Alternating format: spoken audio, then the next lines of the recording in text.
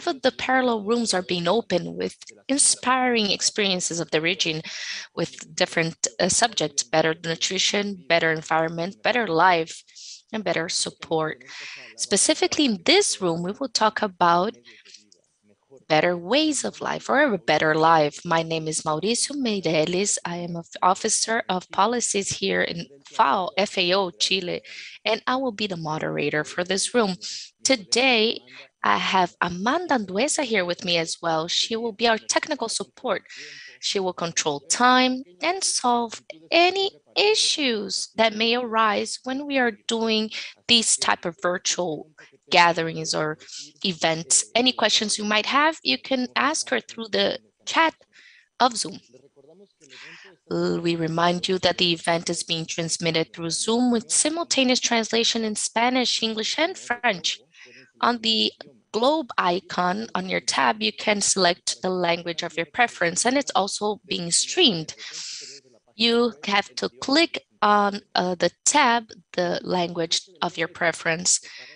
The first block of the fair that finished, we had a debate of science of behavior, and I think it was very interesting for everybody because you could see all these things that we did on a daily basis, but with a more methodological focus, so we could do it with a more systemic way. Now, the objective of these parallel rooms is to generate debate and dialogue and an interchange of best practices and the lessons that we have learned between the different teams of FAO, their partners, beneficiaries. The idea is to share these experiences and this way inspire the other teams to replicate these experiences in other areas. We all know that things that happen in the country and the action of FAO, it's on site.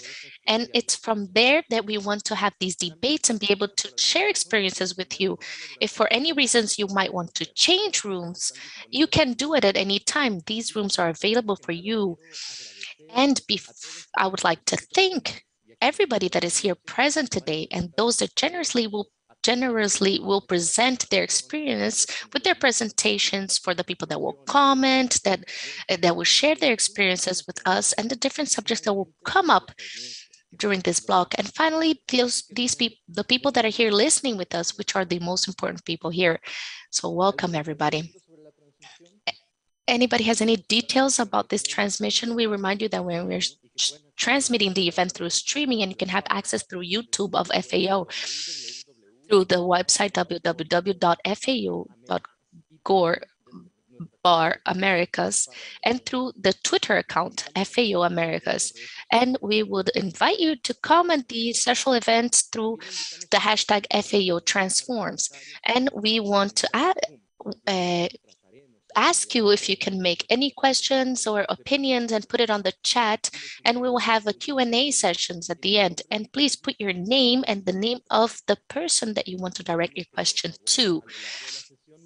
Throughout the session, I would ask you to please mute your microphones so we don't have background noise. Unless you want to speak, you can turn it on. We will talk a little bit about the dynamics of the room now. We will have 3 specific moments throughout this session. The first block, it is a very special moment where we have 4 inspiring experiences of the region. We will have 3 experiences that are linked to the genre or sex, and also through young people involved in agriculture. It's experiences about lands that are far away, Haiti, Mexico, and Guatemala, with the diversity in realities that is completely different than what we're used to, and it will give us a lot of information, rich information. Each presentation might be 10 minutes long, and when we have 1 minute left, we will remind you in the chat to please wrap up. I would like to remind the people that will speak that you would have videos passing through, that these will be transmitted directly by the producers and the people involved in the audio. So you don't have to worry about it. And afterwards, we will have a space where Miriam and Bruno from Argentina and Miguel Sanches from Panama, they will be able to comment during 3 to 5 minutes what was the things that they would highlight from these presentations, and they would like to debate about it, and also they could share their experiences of their knowledge. And we will open a Q&A session so we can have a debate and have a dialogue between everybody that is here present. So this is about what we will do right now and we will be working on today. So let's start our day. First of all, we will start with Guatemala.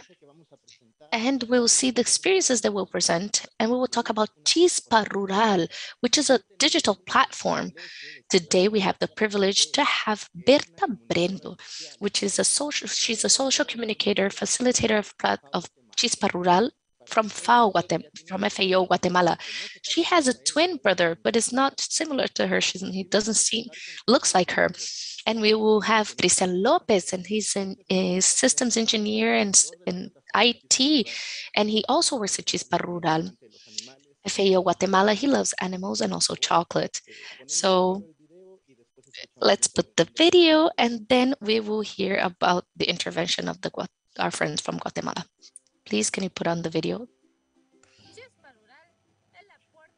Chispa Rural is the door to the entrepreneurship and digital market. We are a digital market for young people. The platform Chispa Rural sends opportunities and services in training and practical tools that will help us to promote your project. Chispa Rural. Why a digital platform for young people in the agricultural sector? ChispaRural.gt. Visit us. And on social networks, Facebook and YouTube. Excellent video. Just to give you a little taste of what is to come. So please, our colleagues from Guatemala, the floor is yours. Tell us a little bit more about your experience. We are all ears. Thank you, Mauricio. Thank you, the colleagues and everybody that are here. For us, it is an honor to be here and to be able to share what we do in Chispa Rural. On the video, we could see a little bit of what is Chispa Rural and what we can find in Chispa Rural. But we would like to answer a few questions. The first one we would like to answer is, why did we choose a digital platform for young people in the agricultural sector? Because of two things. First, because we saw there was a lack of services that was linked to the young people in the rural areas in Guatemala, and also the new technologies and of communication that that brings a lot of positive things. And these digital tools ease the economical and social inclusion of new generations in the rural sector. Next slide, please. Another question popped up. When was invented ChispaRural? It is part of the integrated focus of the country, ICA, an initiative of FAO in Guatemala with the cooperation of Switzerland to promote the work for young people, and that will also diminish work migration that is very common in countries like Mexico and also inside and outside the country. These are the two questions that we would like to answer in the beginning of our presentations. And now I'll leave the floor with my colleague Christian, who will tell us a little bit more about the first steps of Chispa Rural. The idea to create this digital platform came up from a diagnosis of young people in the rural areas in 2017. There we could identify the difficulties that the young people faced in the rural areas. The young people, even though they had these difficulties, they would show themselves positive. They showed that the work was dignified, but didn't have a lot of money involved. And also they would like to start their own business to generate work and work for the communities as well. And also in the agricultural, the most far away agricultural sectors, they were used with technology and used with technological communications. And with ICA and FAO Guatemala, we did a digital pilot to be able to ease the access of the young people to these digital communications for their professional development and their participation in the system as well, in the sector. And the first phase in 2017, we had a design that involved the development of the platform that consisted in a website and an app. where we could have interchange of experiences and information with the young people involved in the area. Some of the problems that we identified during this step was the lack of continuity in the management of content, because there was was no team involved for this, and also the public parts that had different people that would work in the project, so this was not consistent. We will see a little bit more the definition of the platform. Next slide, please. Thank you. We already heard how Chispa Rural began and the first step of Chispa Rural. Now we will do a follow-up of the new step, where we take the lessons from the first step and we innovate. We like to define ourselves as a digital platform designed for the young entrepreneur entrepreneur uh, uh, entrepreneur youngsters in the rural areas, where they can find information and visibility. In the second step, we want also to be a virtual community where we could interchange experiences, good and bad experiences, to be able to do this follow-up of the development of these young people. In small words, in other words, we are a digital community. We have a website, we have a community in Facebook, we have a WhatsApp, where we are always talking and commenting and sending us pictures of our products. And we also have a channel on YouTube, and we'd like to invite you to see it.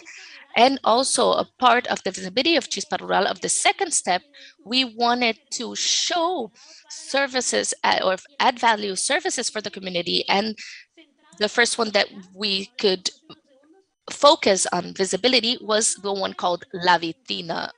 And as you could see here on the on the page, on the slide, it is a product and services that where the young people can share their products. And we will now navigate in one. We will show you an example. Here we have the Calle Real, which is a business of a woman that does cakes and sweets. And here we have the contact to be able to communicate ourselves with the person that is the entrepreneur. And here we have the products and the range of prices and a small description of the product itself.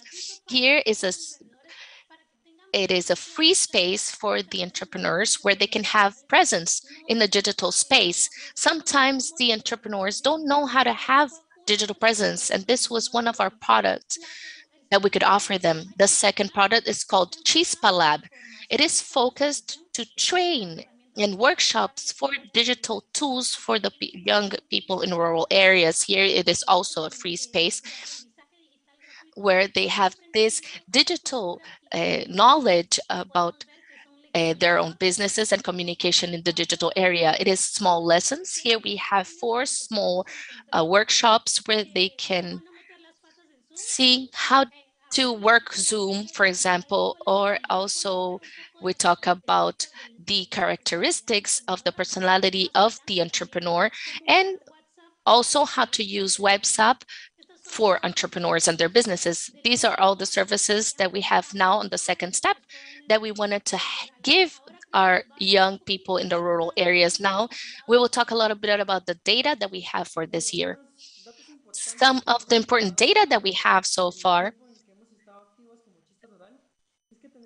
as Chispa Rural is that we have a group of young people that are communicators, that they create multimedia content for other young people. Here in the screen, we can see important data like the number of young people that were trained in ITCs and digital knowledge, also the members of WhatsApp and the workshops that are available in Chispa Rural. On the webpage, we also have very important data like number of visits for the webpage, sessions in the web, the number of users that are registered, that are so far 170 people, and the users of these users, 64% are women. We also have the number of followers in Facebook. Every day and every month, it's growing, of course, and we're reaching more people. The number of users and also the number of posts on Facebook. Now we will see and try to explain what is Chispa. What is Chispa? What is Chispa inside of Chispa? From talking about Chispa hacia adentro is to talk a little bit of the journey of Chispa. We can see in the next slide the development of ChispaRural.gt. We see it we did a summary of everything that we have talked about right now. And in 2017, we do a diagnosis with the young people of the rural areas. 2017, we do, in 2018, we did the design of the webpage. In 2019, we launched ChispaRural.gt to the community. 2019, we had a small pause because there was not a team to be able to work with this. In 2020, we reactivated the platform and we could see its potential, and we worked with us webinars where the young entrepreneurs would share with us how they were adapting to this new reality of the platform, where they would go to the market and not go to the market try to sell, but use these digital platforms to be able to sell their business and promote their business. In 2021, we have this new team of facilitators. We work with the new look of Chispa Rural, and we develop these new services, Chispa Lab and the Vitrina that we're promoting this year, 2022. The team of Chispa Rural is made up of Berta, Abrego, and Christian Rosell, like Mauricio would show us, a system engineer, facilitator of ICA and FAO Guatemala, Marcia Pafumi, specialist in young people participation, and she works together with us, and myself. I am a journalist and social communicator. Now we are going to move forward. Where Christian, maybe we can analyze costs. Well, we've been pioneers in Chispa, and now we are going to see all the costs involved for Chispa Rural in its design, redesign, and the cost to be able to function. The lessons learned here we can see in the presentation is in the integration of the facilitating team, digital services that benefit media and very attractive for the young people, and activities to reduce the gap of the digital literation and develop abilities for life, business, and work, empower young communicators so they can work together, and intermediation with other groups of young people. Now, the users of Chispa. We don't have much time left, but it wouldn't have any sense if we don't talk about the protagonist of this Chispa. We are, we are, we have to show the faces of the people who have worked with us. Daniela, who's a student, but she already has a project and she provides a job for two other people. And the following, please. We can see here all the development of the digital skills and how to use the phone to sell the products. And the following, we can see one entrepreneur that integrates all this work with the community. Thank you very much for your time. And thank you very much. Now, the future of Chispa, as this was already said, it was to foster new events with the young people and apply Chispa Rural at the regional level. You can visit us. We are on Facebook, YouTube, and our webpage, as you can see here. Thank you very much. Thank you very much to all of you, Berta and Christian, for this wonderful presentation. The truth is that we are very excited to see these kind of initiatives in Guatemala and all the potential that there is in offering dignity and quality of life for the young people in the rural areas and sectors. I think it's a wonderful work. So we really congratulate you. And now we will go to Uruguay. We will see a very important experience as well. Has to do with the Gender National Plan as a transforming public policy. And for this purpose, we have Paula Florit, and she's the coordinator of Unit of Gender in the Ministry of Livestock, Agriculture, and Policies. It's a national plan of gender in the agricultural policies. Paula likes concerts. She listens to rock and pop. And before starting a presentation, we will see a little video, please. The National Plan of Gender in Agricultural Policies is a collective project.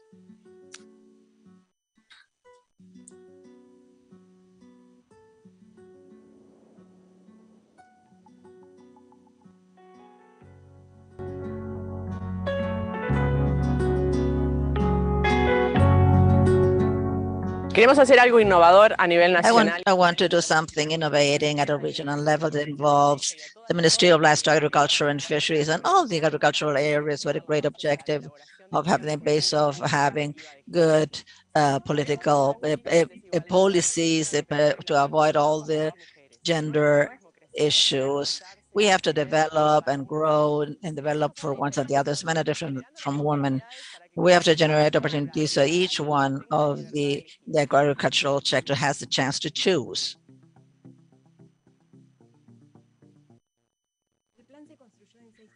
But this plan has 6 steps. We have an agreement, institutional work area. We have to work together with all the institutions in the agricultural sector. We have to check the background and the mapping of the populations, what has already been done and what the people need. So consultation to the staff of this all institutionality of the agricultural area to have a technical perspective of all the needs in terms of the policies needed. We have worked with the women as producers, administrators in terms of production, and a citizen consultation in collecting all the perspectives. And I think that we started in November 2020. I visited different organizations and to be able to get to this plan of public policies in terms of gender. And this was made in a very participative way, having the needs and concerns in consideration.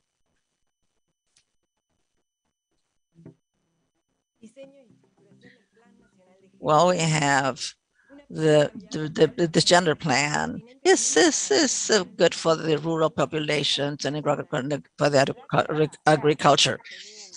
We are having few opportunities and less access and what we really need. And this has to be on the agenda. We have to create public policies to revert the situation.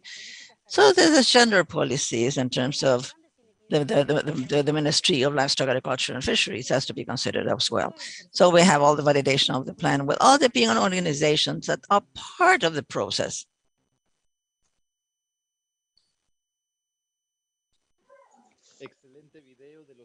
Wonderful video of the colleagues from Uruguay. Now I give the floor to Paula, please. We will listen to you. You have 7 minutes to speak. Good morning to all of you. It's a brief introduction with this video, and I want to tell you the National Plan for Gender, which is a great partnership of the different sectors involved, coordinated by the Ministry of Livestock, Agriculture and Fishery. It's a plan created to have a qualitative perspective, incorporating all the gender perspective as well. We have worked for many years and have taken some measures already that weren't quite positive, but at the same time, we were like going against the flow in a way. But we came to concrete actions that, like the point was that being born as a woman in the agricultural sector was a problem. So we had to do something that was really big, that it would include all the different parts, and we transmit really, we understand that being born a woman in a rural area was something as good as being a man or anybody else. So this is the idea of the plan, to really move things around. And in this framework, we started a joint work with FAO, and we created in the change of administration. Therefore, the General Director of Ministry came with great willingness, wanting to analyze the gender issue. From the ministry and the teams of FAO, we're already thinking having a more integrated plan. So we had background of working already with FAO. We have also a certain experience, and we have different ways of working all these policies that are related to gender. But FAO helped us a lot to show us this plan as part of a state program. And that what is in terms of concrete. The plan is a set of 83 policies, we call it operational commitments to develop in 2021 and 2024, and has the perspective, gender perspective, and the perspective of the agriculture in the country. These 83 policies have certain features. One, have been agreed with the civil society. In all the policies that we foster, we are analyzed and thought together with the civil society of the rural area, and technically sustainable to all the different, are supported by all the technical teams. And they have the political willingness also to be even all these commitments are documented by the ministry. They are quite clear. And for none of these measures is isolated measure. They have to be together. There's a framework of measures. They're really something that moves the needle. Nothing isolated will change the reality of the rural issues. But what is interesting today that we can monitor all the different measures, and everything can be measured. Anybody can go and analyze all these measures, who is responsible, what is the budget for it, and all the actions, what are the terms that can be monitored. And these are distributed in 5 points, pillars. The other 4 have to do with 4 important dimensions that diagnosis carried out. Now we have value chain, one related to participation, empowering of the agro women, and one related to what is generation of knowledge and communication. And a 4th has to do with look inside the institutions and strengthen the institution. We have to move forward at an institutional level as well as public policies. These 83 public policies, just for you to have an idea, the specific credits for women, that's formation of communication areas, creation of gender units, information of leaders related to commercial brands, even development and support of virtual solutions that were also mentioned by Chispa. Well, in this framework, we have a plan that includes institutionality of the cultural area, as already was showed in the video.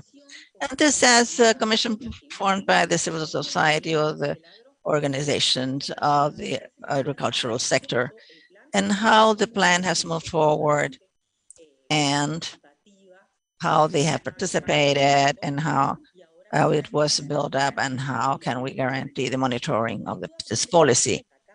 Something really important of this process and compression of the plan is important to enhance here 2 things. One is that all the process, besides being a good exercise of adjusting the diagnosis, we saw this as a process of conquering, calling more people together.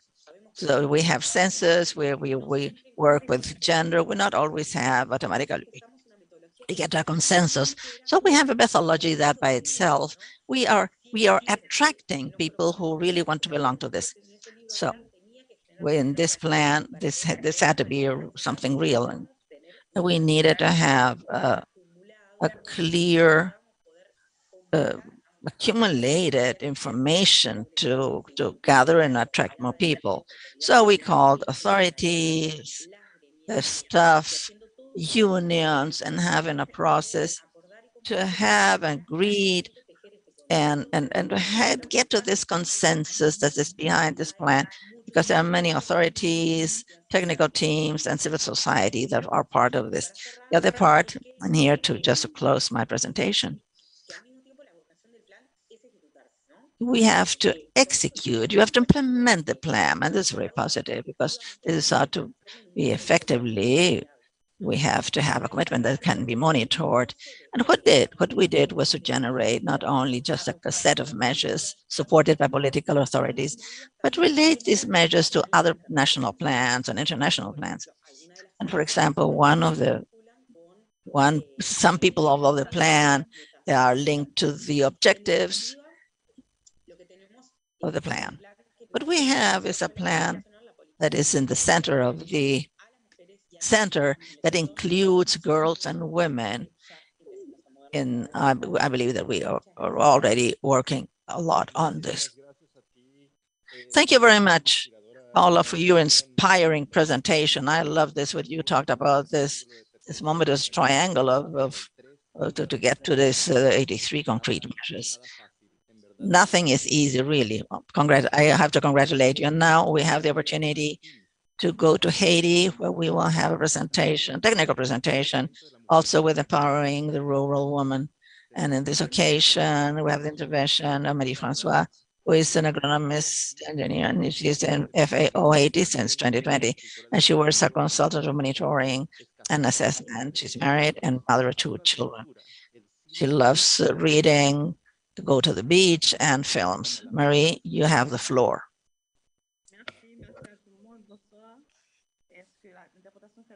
Thank you, everybody. Can you hear me? Can I speak in French? Everybody's hearing in Spanish? Okay, it is a pleasure for me to share this experience with you. So we will present an initiative that is aligned with my country, and it is linked to the regional initiative that goes hand in hand. So we want it to be inclusive,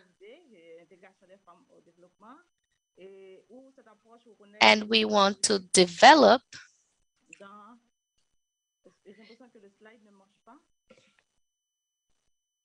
I'm sorry, but the slides are not moving forward.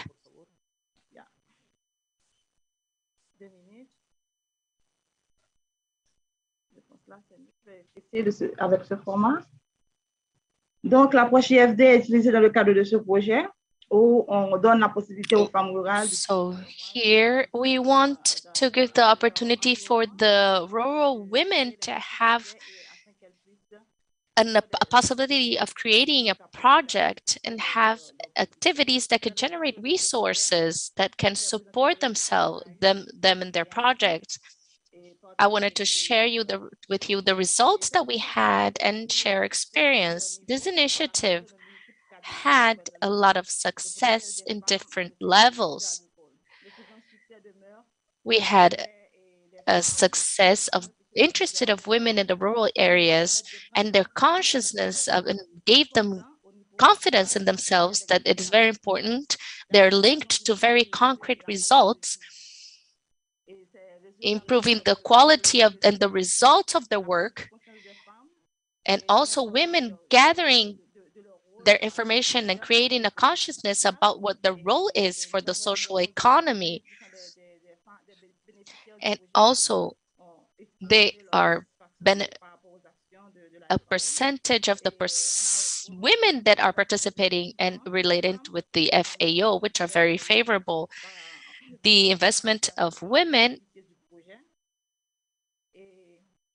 with the benefits for them participating with this project, and the women were hands-on with the project, and they activated their participation, and they created associations with different actions, different training that they had, and this activity generated income related to the association and also created credit, and obviously rose productivity in the economical activity. It also was linked with the collaboration with in different rural areas. Although the project was a women's project, we didn't leave men aside because they had an important role in the execution of the project. This experience was done in Haiti with the department, the Southeast Department, and Haiti is a very beautiful island, a small country of the Caribbean with mountains, and it's tropical weather all year round. the geographical position of the country has earthquake risks, and also this creates loss every year. During several decades now, we have accumulated this loss. To understand a little bit better the importance of this intervention, it is important to understand this context of the country. Apart from natural disaster, we also have political difficulties that exist in the country.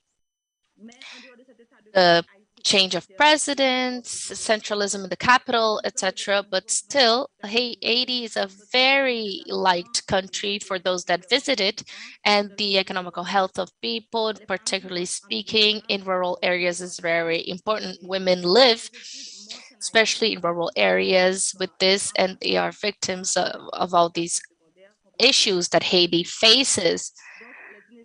Only 6.8% of women in rural areas have reached the superior education, and therefore we can see these difficulties enhanced. However, we also have emergency issues that makes these problems worse, and women are very vulnerable also as young women and all over the country, especially in the southeast, where we thought and executed this project. While facing these difficulties of rural areas where women are living in these rural areas, women in FAO developed an association to be able to strengthen activities that generate income for women in different situations in Haiti to be able to improve their income. This project is a project that was financed by the FAO with different projects of the FAO, with the Association of Economical Development of Rural Women. And the idea is to this women association. We are very thankful for this experience and the participation. This project was thought of the FAO, and for the women, like I mentioned, that the execution of this project for FAO was to support women that live in more communities that are far away from the southeast end of the country, to be able to promote their leadership and also strengthen value chain for to value the rural knowledge that the farmers have, and also capitalize the resources of women that are in the project. How did we choose these different associations that we were going to work with? The different associations had to be legally acknowledged by the Ministry of Social Affairs, and had to be farmer associations acknowledged by the country, by the government, and also women associations. And so when we talk about the support of the government helped them to be able to go through these trainings and help the organizations to show their abilities. The development for financial management on feminine leadership, education, and the health of food, and also the unit of transformation with which we are already used to developing projects with. And we develop on also familiar language. We took three people from each associations to be able to participate. We chose them to participate in these training, and then they went back to train in their own associations and their own organizations. Like we said, these were tools that helped us improve the work that these women did in each of their areas and generate more income. And this had an impact on their production and also helped them to create new associations where women gathering their income and their funds and using a notebook like the one we can see here. And these funds were invested and used as that helped to promote other activities that they could develop with their families and their organizations. During these initiatives, well, we had findings. Some people did not want to participate in the beginning, or their husbands would not allow them. They were worried about the risk of the external organizations being involved, and also regarding the materials and needs that they had. So the lesson that we find from this is that we saw that women, it is an important actor. And although the men were not hands-on on the project, they were not ignored, and we created work together, and they were allowed to support women in this project, and education was the main tool of this project. And the production factors multiplied, and we could see that the integration focus for women development allowed us to meet with women's need and allowed to put women in the front of these interventions for them to have conscience of the added value of their work and their effort, and to put them as the main actor to promote their income. And also they were the nucleus of the community, and they could also transform their future and the politic point of view regarding gender, and also with the support necessary with the integration of women, and also with the community that allowed also the women to move around in the country and also to be hands-on with the activity, because it is made by and for women. And could also allow them to have an experience where we have a document, a systematic document that we could publish, that where we could see there the good practices involved of this experience. So I will put a link where you can see this initiative and check the data. Thank you very much for your attention. Thank you for your presentation. It is a very spectacular work that you're doing when you empower women in the rural areas of Haiti. We have a small video to be able to show how this experience happened. Video, please.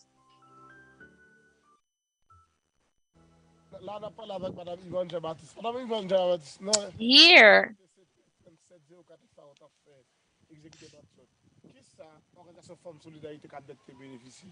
Organisation Femmes Solidarité Candec te bénéficié et formation sur gestion entreprise, yo te bénéficié formation sur avec et puis yo te bénéficié et yo bénéficié moulin, yo bénéficié.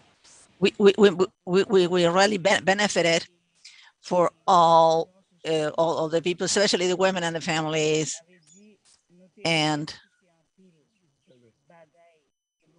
this allowed us to receive all the seeds, corn, mill, silos, and training the other people. We were lucky to receive a large amount of materials and equipment to improve our production.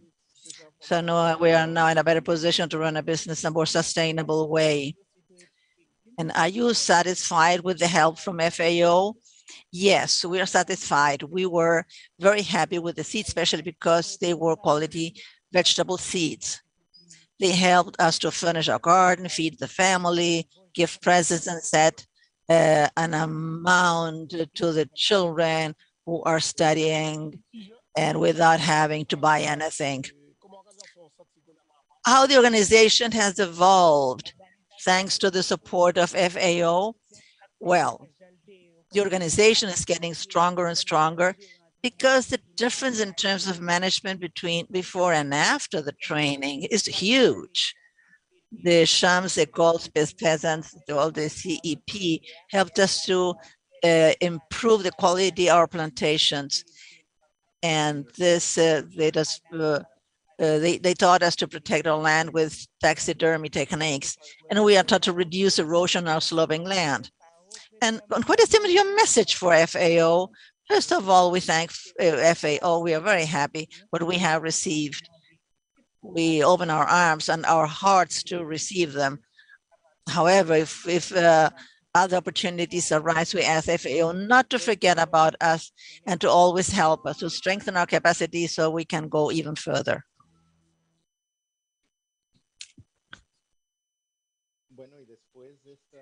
Now, after this great experience from Haiti, we'll continue this trip here in Latin America, and we'll go to a land which I really have a certain weakness for it because I come from that place.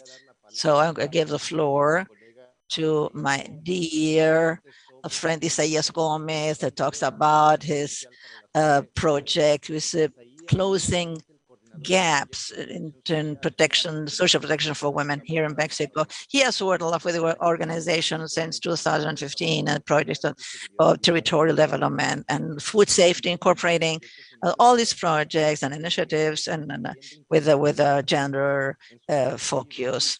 In his free time, he loves to walk and contact with nature. Isaías, you have the floor. We're going to listen to you. Thank you very much, Mauricio, colleagues, and all the people here that are following the event.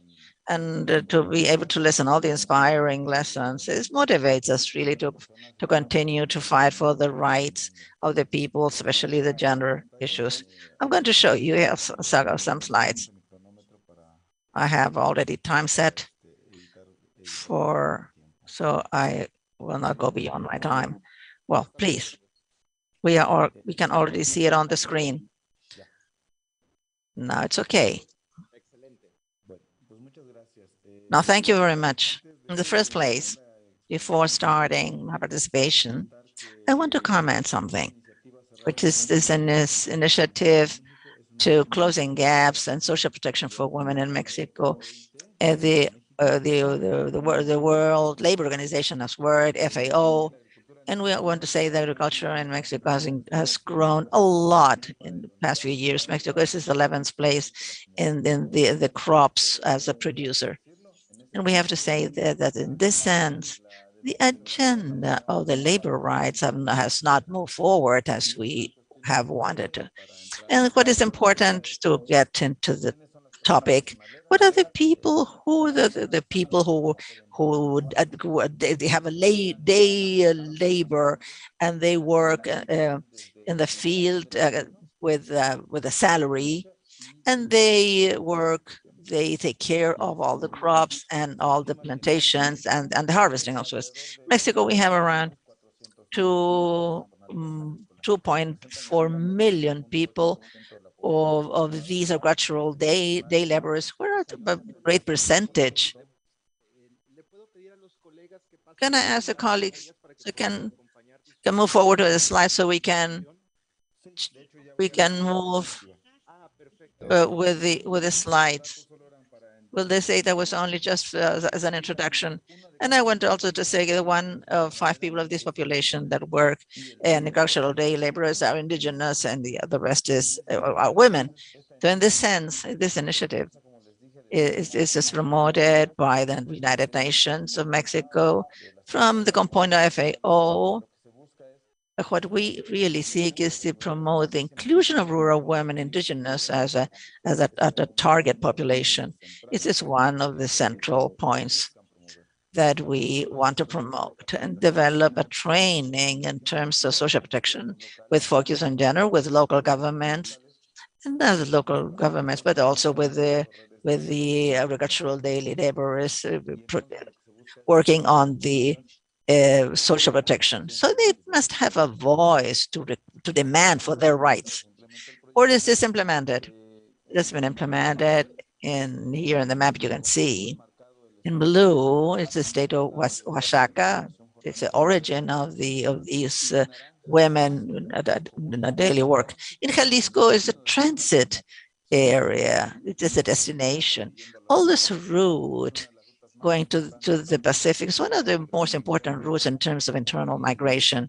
The Puqueos mobilizes this group of workers. This was implemented in February 2020 until 2022.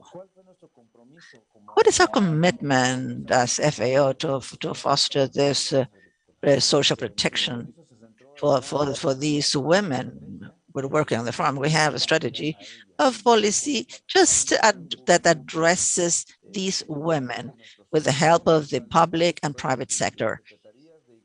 So we have the Secretariat of Equality and all the women of the state of Jalisco and Oaxaca together with the Ministry of Social Development, Health, and Agriculture, among other actors. It is important to comment that build a strategy that includes these sectors was really a challenge, but this is really the point. The other component is to strengthen the capabilities of the actors in terms of social protection, and helping the people, involving them in projects, especially in this social protection. How can we involve the private section and people and workers and people that are hired by these companies? In 2020, our challenge was to have a great dialogue process and have tables of protection, social protection, and get to these people where they are, where they start leaving, where they start migrating in a way. So what they wanted was to have a dialogue to know the situation and the gaps that these agricultural day laborers faced. It's a process of implementing these tables where there was a dialogue of the importance of the way they would be organized in order to provide answers at an institutional and a territorial way. Based on this, after 2022, we have an action plan or strategy with a vision of 5 years where each one of the sectors, the public, private, and social, just stated actions, so the short, medium, and long term, and how they would focus and support these group of workers. This guy's the women, focusing the rights, gender, interculturality, and work. What did we achieve here?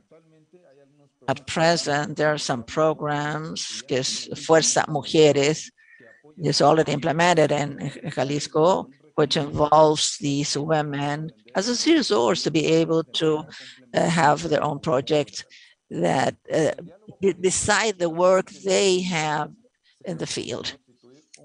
We had a collaboration agreement between the government of Jalisco and Oaxaca. This articulates different instances of the gender equality, the social health, and between the two states to provide help to these group of women in the state of origin and the transit place. And this was very important that is considered in two governments. And now we have an agreement, the companies that work together, where they want to foster the decent work in the field. And in Jalisco, they are preparing by the private sector a model of welfare in terms of work. And in the territory, they have installed a network of people that promote social welfare protection. This is interesting because this is where they promote and learn and require the demand the rights of these women. This has been an important challenge, and we've been working together in terms of this information gets to these people with their own culture wanted to live here. This is a very, very fast journey, what we've done in these 2 years, and I want to show you a video, and we will close the presentation.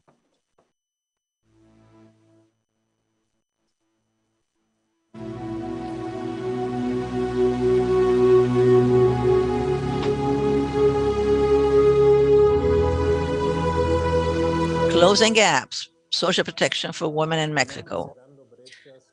Well, this is what we do in Mexico. We want to contribute with the reduction of the inequality, especially of women without social protection.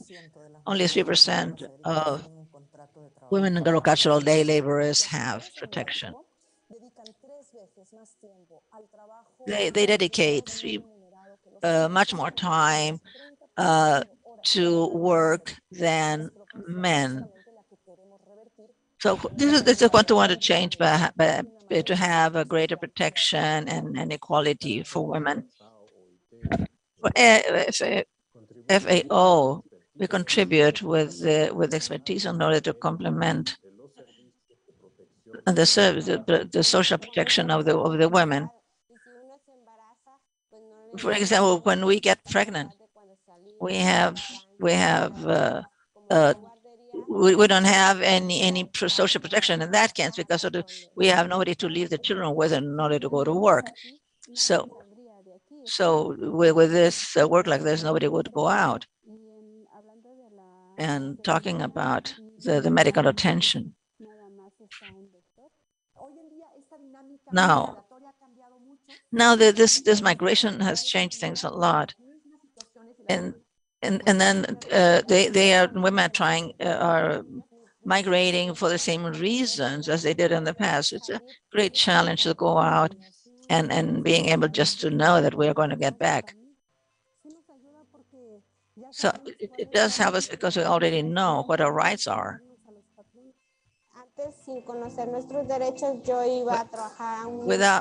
Before knowing my rights, I would go to work, and there was lack of respect to the worker. And this has stated a roadmap that we are promoting in terms of actions.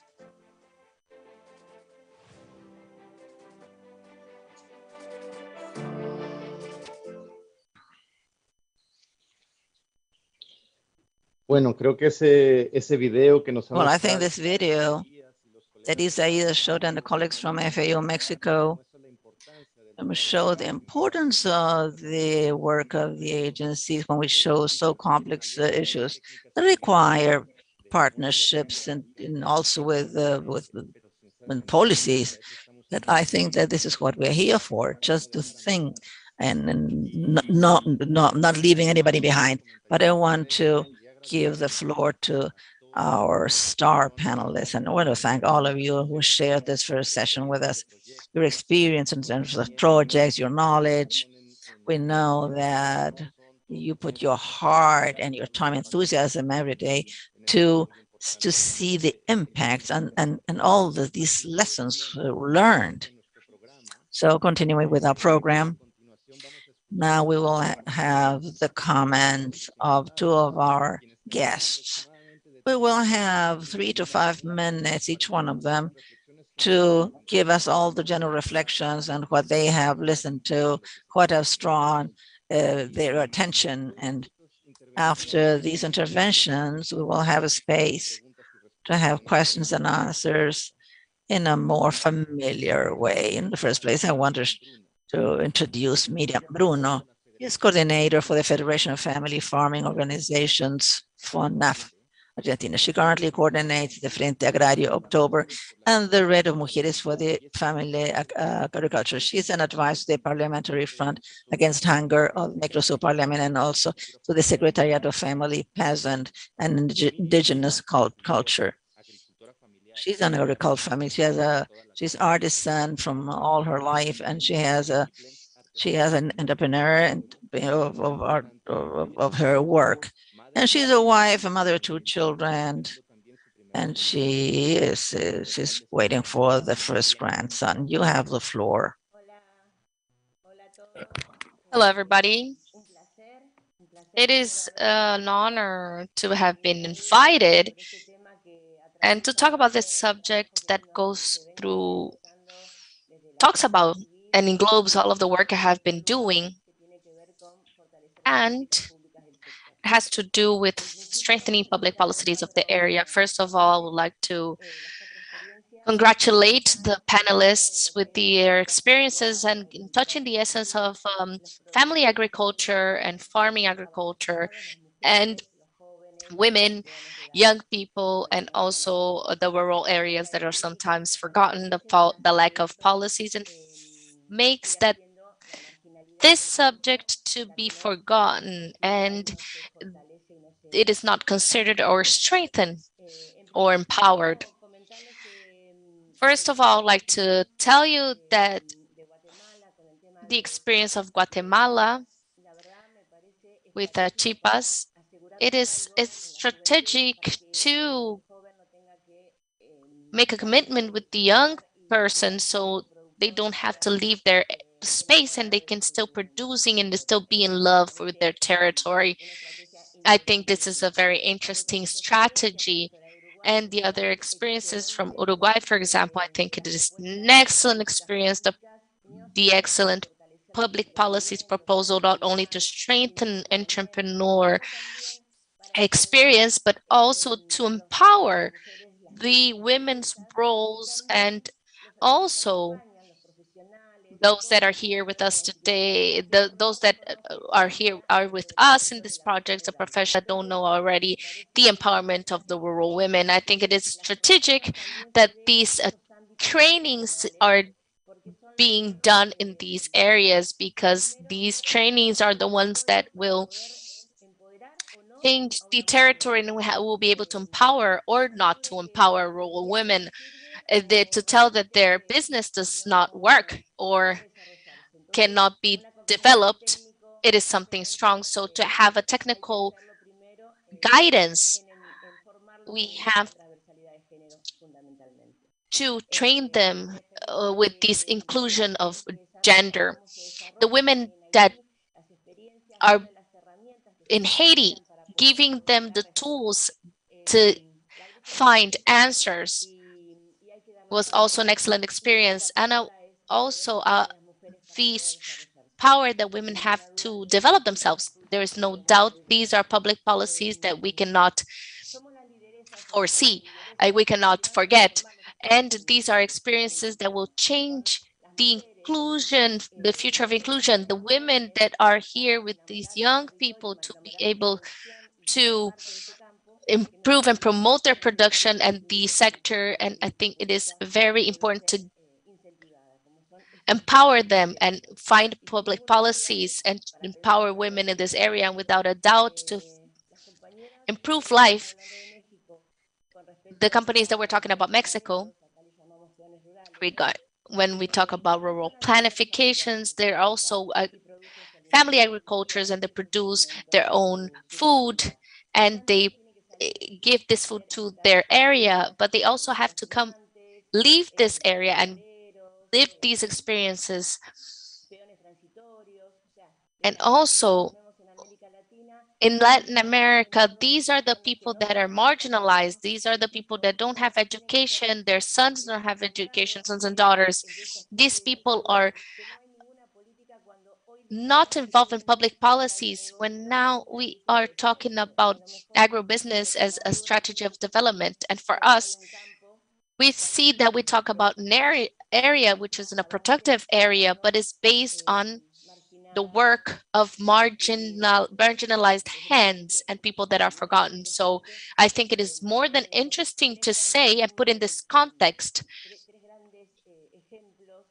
put these three examples, important examples, and fit in young people so they're not lost and we don't forget our young people, and also for the farmers and to give them production models in the area, and also women that we give our lives in the territory. We are the ones that give life and also transmit culture. We make sure that this is something that can continue on living. So I think that we need a space like Uruguay has done with more public policies.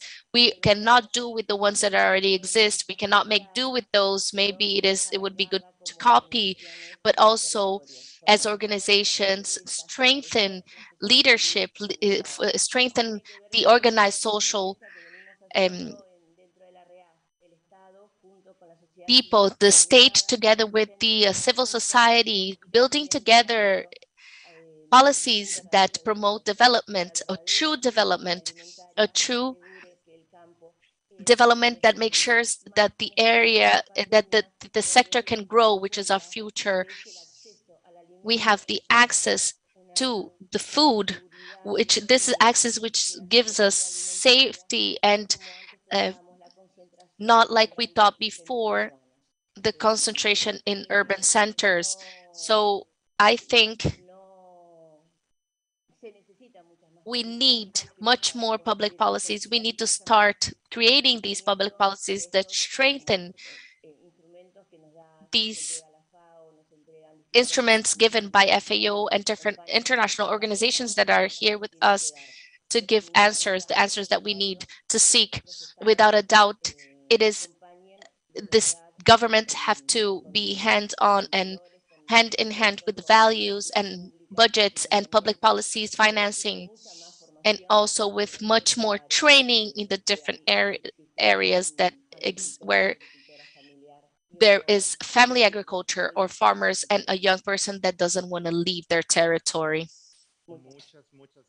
Thank you very much, Miriam, for these amazing words and this beautiful reflection that you made on the subject.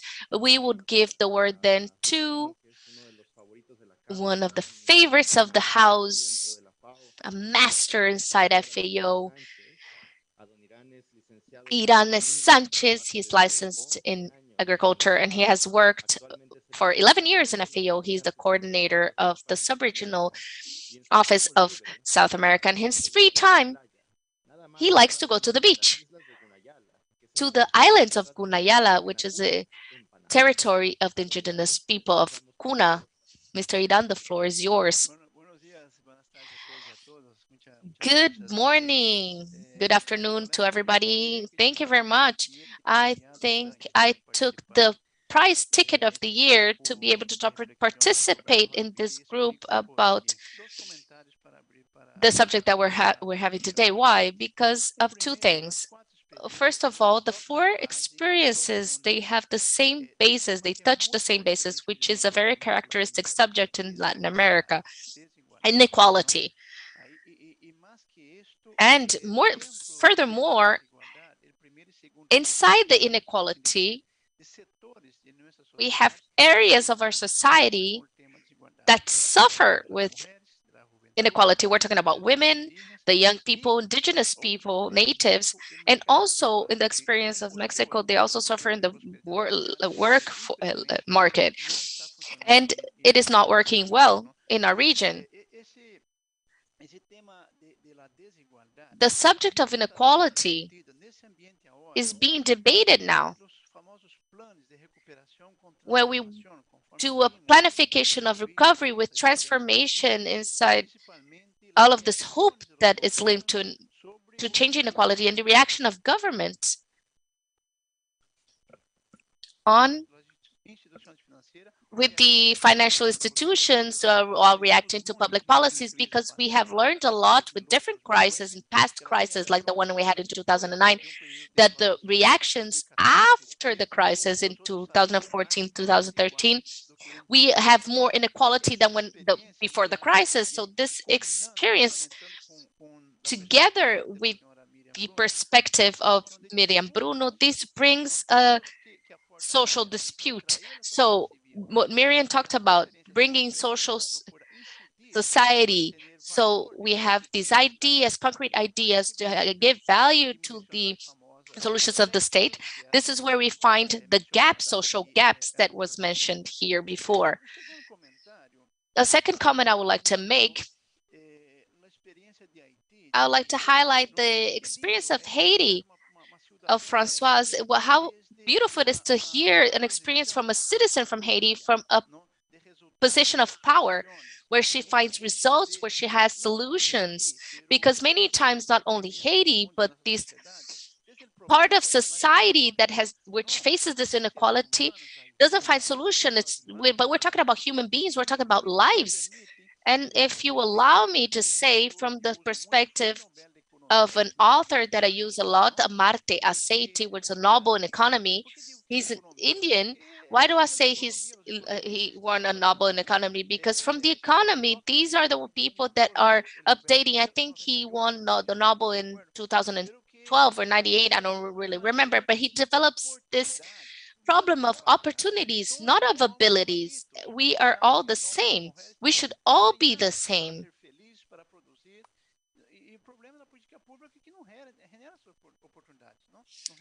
Well, we should all have the same opportunities despite of our abilities. When we see the case of Uruguay, for example, that faces the public policy and moves women, and she would say, I would move a rock and then I would see other thousands of inequality pop up. And when we face issues and when we go over them, I value a lot the experiences of everybody that talked here in Guatemala. Also, technology linked with young people, where we look for this digital work and positioning young people and complementing with technology, etc. It is something that will promote and will move forward with the subject. I would like to hear a few more questions to be able to give my opinion and debate with the colleagues. Thank you very much for your opinions and for bringing to the table the idea that what we're talking about here is about opportunities and giving value to be able to generate more equal societies. Right now we have a few breaks, but we still have a few minutes though. For those that would like to raise their hands or write something in the chat, a question or opinion, and please don't forget to direct your question or your opinion to somebody specific so it is more interactive. We will wait for a few more minutes to see if anybody has a question or comment. Any reactions from the colleagues in the chat? Mauricio, to break the ice a little, I would like to ask my colleagues, I don't know, maybe the colleagues from Chispa Rural, how do you begin this process? What is the first contact to be able to identify this powerful actor, or in the case of Haiti or Mexico, how do you identify this opportunity to be able to empower opportunities, even though you're facing a lot of restrictions in the work you're working in with the groups you're working with? Thank you, Carolina. I'm going to working with the groups you're working with. Thank you, Carolina. I'm going to answer. I'm from Guatemala.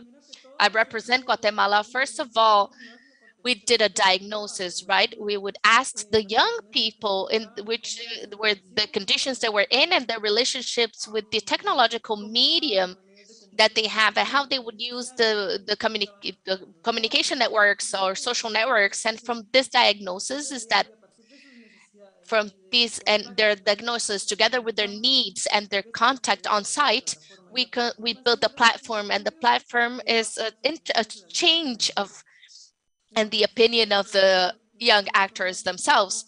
Like I've always said, we are a bridge with the young people to give them visibility and opportunities and create this space with everything that we have in hand. We all have in hand, which are the cell phones. And although not everybody thinks that in the rural areas people communicate through their cell phones, it is their main tool actually. And sometimes they use it to be able to connect to other work opportunities. So this is how we connected with them, by listening to them. Wow, how important it is to be able to listen, right? To be able to generate solutions together with the people that we want to empower. I don't know if any of the other project or interventions would like to comment or answer the question of Carolina Trivelli. Yes, I would like to comment as well. Yes, Isaías.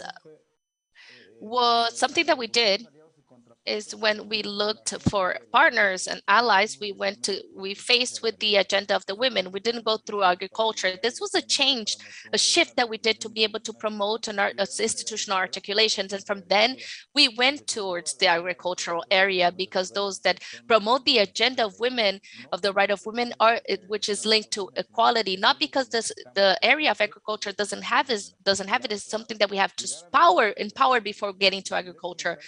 I forgot to comment that we are in pandemic in the field. We wanted to know how to would reach them and how would we hear their voices for them to say, look, these are the work rights and health and education rights that we need. And finally, we looked for a dialogue between the people that would give them work from the public sector and them, to create an articulate agenda, because there was no use talking alone with the public sector and promote proposals for the rights, but those people that execute the rights are the people that employ them.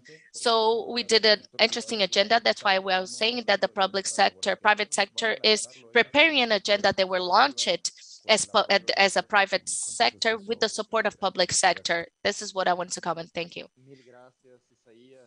Thank you very much, Isaías. I see that Paula has a couple of questions as well here in the chat. Paula, would you like to ask a question again? You want to address it to someone? We're listening to you. Well, I was saying that for Chispa, there's a very interesting idea, and they showed the commercial products of the entrepreneurs. And can you show us how you select what are the products that are shown and which are not shown? Because things of bad quality could probably affect the brand somehow, as you mentioned. And in a generic way, as I said, what is interesting for us is to contribute with public policies and having this possibility that the agencies can act in this role of helping or thinking in all this transition of different administrations. Thank you very much, Paula. If you can answer in 20 seconds, we have to close, so we have to go to the following session.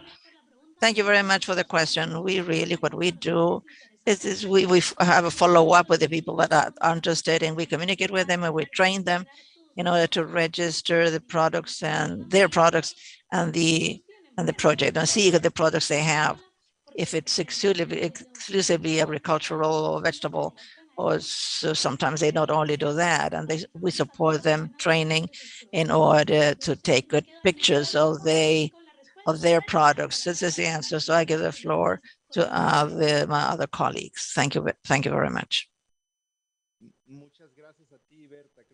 Berta, thank you very much. I think for lack of time, we will not be able to get into in more detail, but we will. This is the start of a dialogue, and we will have a continuity. And this is the objective, the main objective of generating this event. So in the first place, I want to thank all the people who have supported us, have shown interest, and have asked questions, and all the effort, dedication, and effort to generate this presentation. All the work of IT behind generating an event of this quality. Thank all the people who have supported us and working together in favor of our main topic of this debate, which is a better life. And tell you that all this will be at our website. You can visit this program, and I would say that in 10 minutes, we will have the final presentation. So we have 10 minutes, as I said, so you can disconnect and they can get a coffee for you, and know that at 10:30 we will start the final presentation that will be the closing of this hashtag. You will have a general vision of what this fair has been in terms of like a fair of this or agricultural sector. Thank you very much. Take care of yourselves. Thank you very much. Goodbye. Thanks to all of you. Goodbye. Thank you for sharing your experiences. Thank you for being here. Thanks to all of you. Goodbye. Estar en el chat en la próxima link, en la próxima sala. Lo esperamos ahí.